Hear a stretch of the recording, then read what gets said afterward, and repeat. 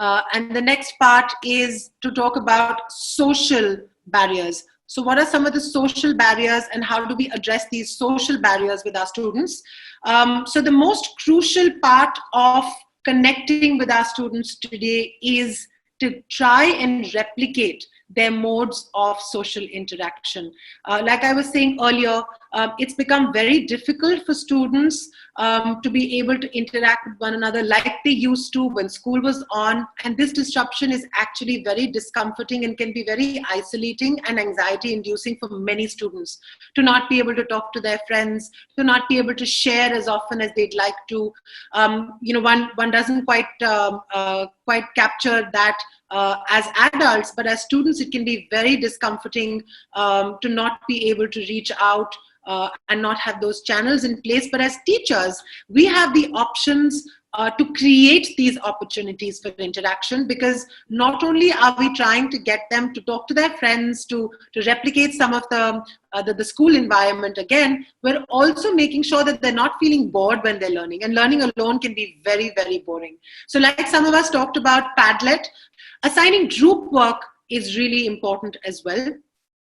This is something which one should do rather carefully when we're doing it online, because the chances of one student bearing the load and the others, sort of free riding and piggybacking on that one student are far higher when you're doing this online.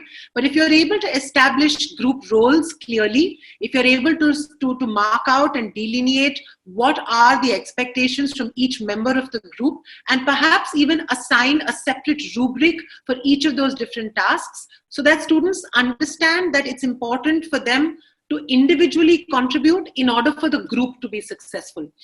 So that becomes really crucial when you're assigning group work.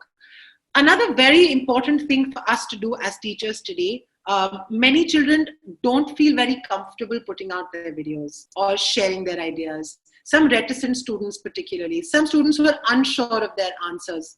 Encourage this sharing by modeling it yourself. Make videos.